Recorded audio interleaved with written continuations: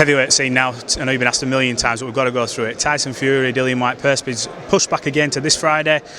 We know the split, but what's going on with the legal situation in the background? Is there still an appeal in relation to 80-20, and is there a deal that can get done before Friday? There's a much bigger legal position and arbitration, and then there's a split problem.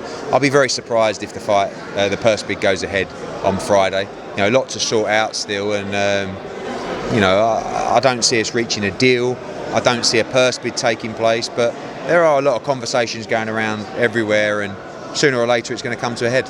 For a purse bid to happen on Friday, though, I'm assuming for Dillian Whyte to get anywhere near what he'd want, I'm assuming you'd have to go in pretty deep for him to get a figure that he'd want. Is that something you'll do on Friday if it doesn't get done? We'll bid a lot of money for this fight. It's a really, really big fight. I'd love to promote it, and obviously we'll be very aggressive in a purse bid. Talks online, I think it was, I can't remember if it was Benson or Coppinger, one or the other, mentioned about a Middle East fight between Fury and Usyk. But doesn't that have a huge knock-on effect to Dillian Whyte, number one, who's in this ongoing process forever, and Anthony Joshua?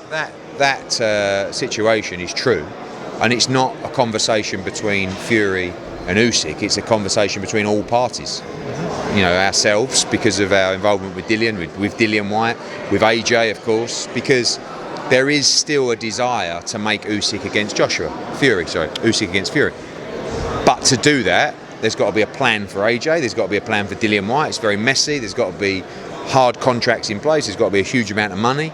But things can change very quickly. Right now we're heading towards Fury against Whyte and Usyk against Joshua too. But could all change in the car on the way home.